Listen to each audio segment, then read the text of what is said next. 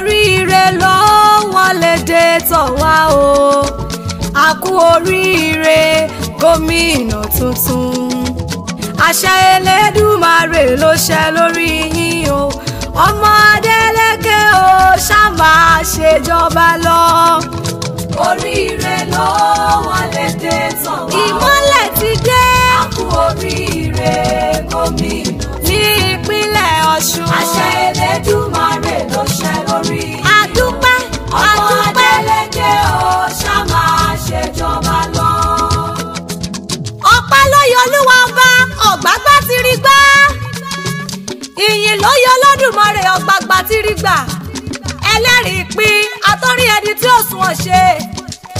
àṣeyí òun lórúkọ báyìí jẹ́ àrè ńlá Ọlọ́run tí òṣè bá figagbága èmi wá yìn ọ́ o nínú ayé bàbá wa Adémọ́lá Adélékè gómìnà tuntun tá a dìbò yàn nípínlẹ̀ Ọ̀ṣun mo bá a lóye mo pè ọ́ lórúkọ orúkọ la fi pọba ládé òun la fi pèjòyè láàfin ọba Adémọ́lá o ẹni tàtà pẹ̀ tó pèrò lé lórí láti dáwọ́ ẹ̀dẹ́lẹ̀ tó jẹ́ pé pípele ló ń pele sí ọ̀rẹ́ olówó ọ̀rẹ́ mẹ̀kúnnù ọ̀rẹ́ ará ìlú ni ọ́ àrántí pé iṣẹ́ tẹ́ ṣe ní Ọ̀ṣun West Senatorial District kò kéré rárá ẹ̀fọ́ lé mọ́ ẹ̀fọ́ ta mọ́ gbogbo ènìyàn wá ń gbádùn gbà adúpẹ́ láwọ́ rí o tó gbé yín débi tẹ́ ẹ wà yìí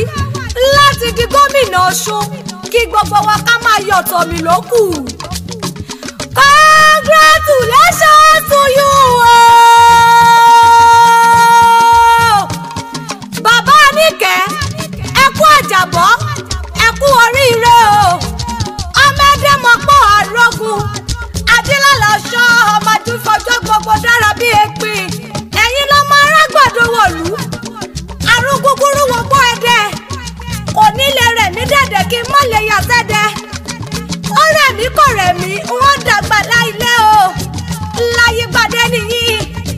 ọmọ ṣẹ́gun ilé gbèsè oko ẹ kú oríire ipò yìí ẹ kú ọkàn akin oyè àmọ́rí ẹ ó tẹ̀lé pẹ́ lọ́lá aláàrú àbí tó dá yín sáyé gbẹ̀dẹ̀gbẹ̀dẹ̀ níra kókó lágbàlá gbẹ̀dẹ̀gbẹ̀dẹ̀ ni kò yí àrọ̀ yìí láṣẹ Ọlọ́run ọba ni àní lásìkò yí o.